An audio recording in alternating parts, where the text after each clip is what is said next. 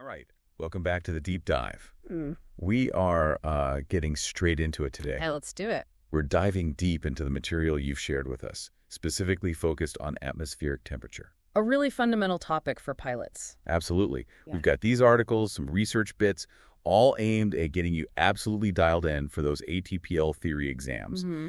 Our mission really is to pull out the crucial bits, those must-know facts, maybe some subtle things hidden in the sources, and just make sure they stick. Yeah, make them memorable, not just for the exam, but for understanding the weather you'll actually face out there. Exactly.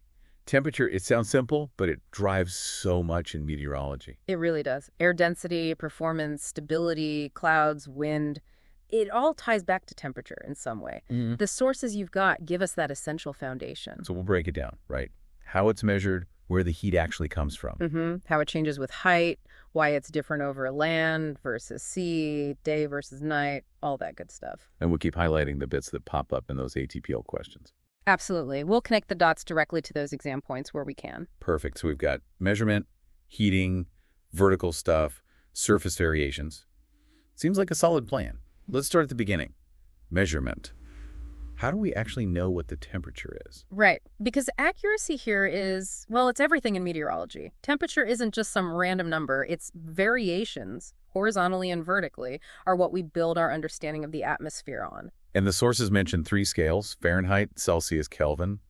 But for pilots, for meteorology generally, it's mainly 2, right? That's the key thing, yes. Fahrenheit is still used day to day in the U.S., but meteorology worldwide, and definitely for aviation, uses Celsius, sometimes called centigrade, and Kelvin. Kelvin, the absolute scale. Exactly. Kelvin starts at absolute 0, the theoretical point where molecules stop moving. So 0 Kelvin is the bottom. It's used a lot in scientific calculations because it avoids negative numbers and relates directly to energy.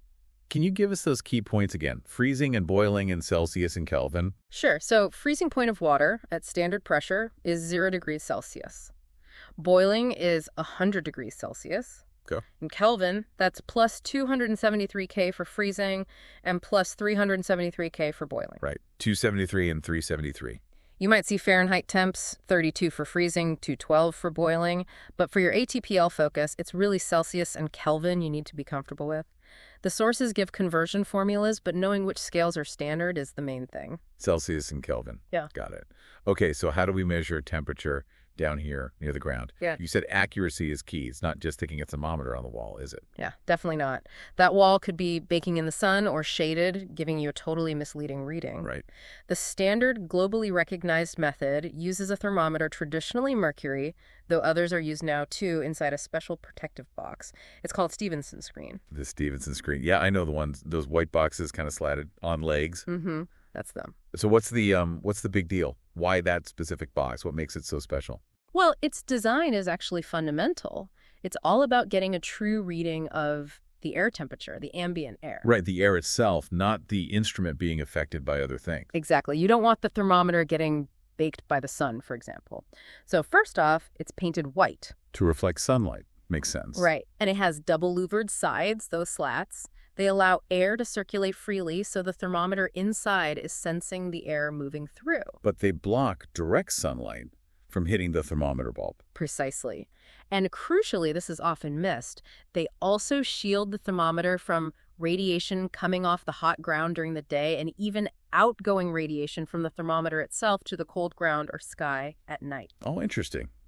Didn't think about the outgoing part. Yeah, and it keeps rain and snow off and limits the effect of strong wind, which could cause, evaporative cooling if the bulb got wet. So it's basically creating this little standardized environment to measure the true air temperature, Right. protected from sun, rain, wind, and ground radiation.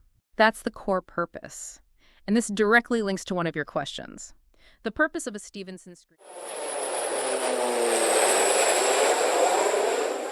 All right. Many thanks for listening to this free part of the ATPL Theory podcast.